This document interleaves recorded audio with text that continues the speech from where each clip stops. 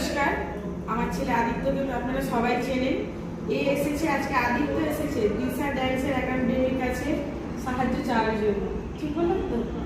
তো তোমরা দেখতেই পাচ্ছ যে দিশা ডান্স গ্রুপ বা আরভি ডান্স গ্রুপ এই সমস্ত ডান্সাররা ওনারা কিন্তু আমাদের আশেপাশেই আছেন এবং আমরা আসছিলাম ওনাদের সঙ্গে দেখা করতে। ওনারা কিন্তু ওনাদের সাধ্যমতো সাহায্য করেছে।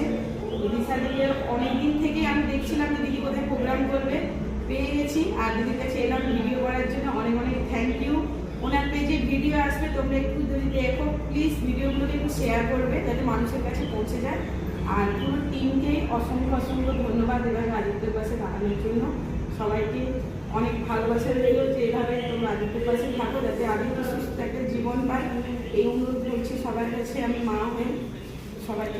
আমরা আমাদের যতটা হবে আমাদের ফুল গ্রুপের তরফ থেকে আমরা সবাই রয়েছি, ওকে আমরা যথেষ্ট হেল্প করব।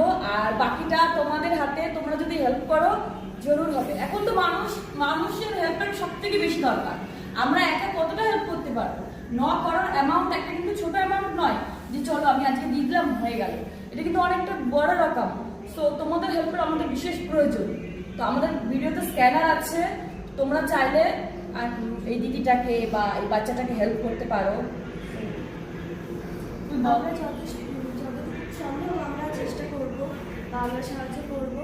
তো আপনারাও একটু দিদিটাকে একটু সাহায্য করবেন যাতে ও আবার সুস্থ হয়ে যায়, আগে আবার সাধারণ বাচ্চার মতো খেলাধুলো করে বেড়ায়।